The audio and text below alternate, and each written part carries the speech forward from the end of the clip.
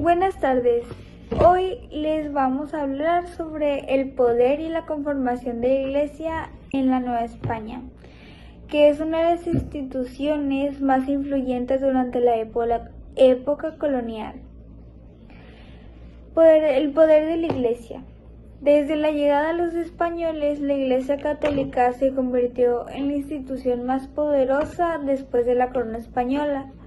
No solo se encargaba de la evangelización, sino que también tenía un gran peso en la vida política, económica, educativa y cultural del virreinato. Un factor clave fue el patronato, un acuerdo entre la Iglesia y la monarquía española. Esto permitía que el rey tuviera control sobre los nombramientos eclesiásticos, los diezmos, es decir, un impuesto del 10% que la población debía pagar, y la organización de las misiones religiosas. La Iglesia llegó a acumular tantas tierras y riquezas que se les conocía como manos muertas, ya que esas propiedades no generaban dinero circulante. Esto la convirtió en un actor económico muy poderoso, incluso prestaba dinero a particulares y a la corona. La conformación de la Iglesia en cuanto a su estructura, la Iglesia estaba dividida principalmente en dos tipos de clero, el clero regular y el clero secular. El clero regular estaba formado por órdenes religiosas como los franciscanos, los dominicos, los agustinos y los jesuitas. Estos religiosos hacían votos de pobreza y se dedicaban a la evangelización de los pueblos indígenas. Fundaban misiones, conventos y escuelas. Mientras que el clero secular, este grupo no pertenecía a ninguna orden y se encargaba de administrar las parroquias, las diócesis y los sacramentos. Con el tiempo, el clero secular fue tomando más protagonismo, sobre todo entre las élites criollas. Por último, no podemos olvidar la Inquisición, establecida en Nueva España en 1571. Su objetivo era vigilar y castigar los delitos contra la fe católica, como la herejía, la blasfemia o la brujería. Aunque al principio también juzgaba a indígenas, con el tiempo se enfocó más en los españoles, criollos y mestizos. Las penas podían ir desde rezos obligatorios hasta la pena de muerte. Como conclusión, en resumen, la Iglesia fue una pieza fundamental del sistema colonial. Su poder no solo era espiritual, sino también político y económico. Y su estructura, dividida en clero regular y secular, permitió que llegara a todos los rincones de la Nueva España. Muchas gracias por su atención. La influencia de la Iglesia en la educación y la cultura.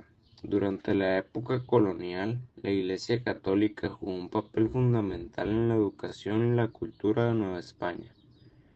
La educación estaba controlada por la Iglesia y se centraba en el dogma religioso, con el objetivo de evangelizar a los indígenas y consolidar la fe católica en la colonia. La educación, un privilegio para algunos. La educación era un privilegio reservado para algunos pocos. Los colegios fundados durante esta época, como el Colegio de Santa Cruz de Tlatelolco en 1536, la Universidad Real, el Colegio de Tiripetío y el Colegio de San Juan de Letrán, estaban destinados a formar a las élites. La educación estaba diseñada para preparar a los estudiantes para el sacerdocio o para carreras en la administración colonial. La educación indígena. Los indígenas recibían una educación básica con el objetivo de evangelizarlos y enseñarles la doctrina católica. La educación indígena se centraba en la enseñanza de la lengua española, la doctrina católica y las habilidades prácticas para el trabajo. Sin embargo, la educación indígena era limitada y no ofrecía las mismas oportunidades que la educación para las élites. La cultura.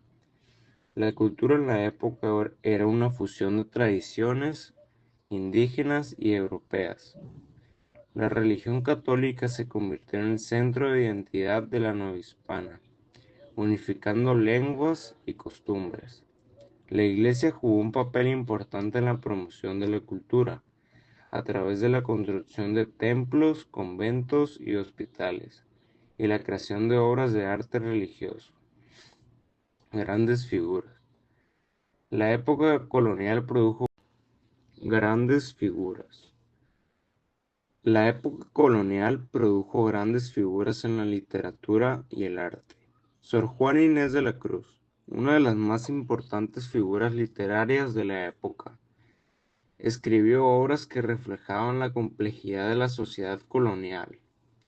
Carlos de Sigüenza, un destacado escritor y científico, también hizo importantes contribuciones a la cultura de la época. El arte religioso. El arte religioso fue una expresión importante de la fe católica durante la época colonial. La arquitectura, la pintura y la escultura se utilizaron para crear templos, conventos y hospitales que reflejaban la grandeza de la fe católica.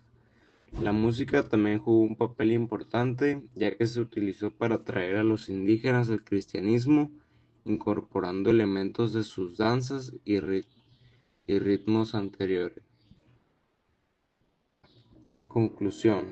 En resumen, la Iglesia Católica jugó un papel fundamental en la educación y la cultura durante la época colonial. La educación estaba controlada por la Iglesia y se centraba en el dogma religioso, mientras que la cultura era una fusión de tradiciones indígenas y europeas. La Iglesia promovió la cultura a través de la construcción de templos y la creación de obras de arte religioso, y produjo grandes figuras en la literatura y el arte. La influencia de la Iglesia en la educación y la cultura de la época colonial sigue siendo visible en la actualidad. Mi tema del día de hoy es la importancia de las festividades religiosas. Las características eran tanto espirituales como festivas, con música, comida, fuegos artificiales, danzas y procesiones. Eran organizadas por cofradías, gremios, universidades y órdenes religiosas. Las fiestas reforzaban la unión social y aliviaban las tensiones entre la sociedad. Las principales fiestas eran el carnaval, que duraba 3 días de libertad antes de la cuaresma, e inversión del orden social. Corpus Christi, procesión con participación de todos los grupos sociales. Desfilaba la tarasca, símbolo del diablo. El sincretismo, En el sincretismo se incorporaron danzas, música y comidas indígenas a las fiestas católicas. Los pueblos adoptaron santos patronos y celebraron su día con orgullo local. Se consideraron devociones como de la Virgen de Guadalupe, símbolo de identidad criolla y mestiza. En este tema, lo que nos da a entender son las importancias de las festividades religiosas en los antepasados, cómo se incorporaron varias fiestas que para ahora son muy importantes, como la fiesta de la Virgen de Guadalupe y el símbolo de identidad, y las danzas, música y comidas indígenas a las fiestas católicas. También nos habla de las principales fiestas, que era el carnaval. En conclusión, la Iglesia fue la columna vertebral del orden virreinal, que influía en todos los aspectos, tanto así que intervino en la economía, la repartición de tierras, dominó la conciencia y las costumbres de los hombres, influyó en la educación, las artes y las ciencias. Sirvió tanto como herramienta de control como de integración. Su legado fue: en medio de todo lo que pasaba con los españoles, buscaron maneras de divertirse, disfrutar, gozar y reírse, llevándolos así a la celebración para fiestas religiosas. Estas celebraciones eran estímulo constante en todos los sentidos. Muchas de sus fiestas, templos, devociones, estructuras educativas siguen presentes hoy en México. Aunque el catolicismo se ha disminuido más de un 80% en la población mexicana, aún se siguen conservando muchas de estas festividades.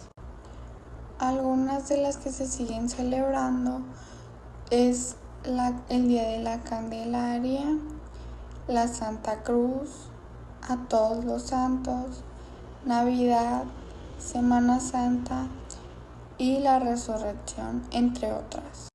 La reflexión a todo esto cuenta que la historia nos muestra que la Iglesia de la Nueva España nos muestra cómo una institución religiosa puede moldear profundamente a una sociedad entera, cambiando pensamientos de las personas, para bien o para mal. Algunos pensamientos de la Iglesia Católica cuenta que la Iglesia no es una institución humana, sino que ha sido fundada por Dios, que toma forma en cuerpo vivo de los fieles creyentes. Así son huellas que se han quedado en la población mexicana, que ya son parte de nuestra historia.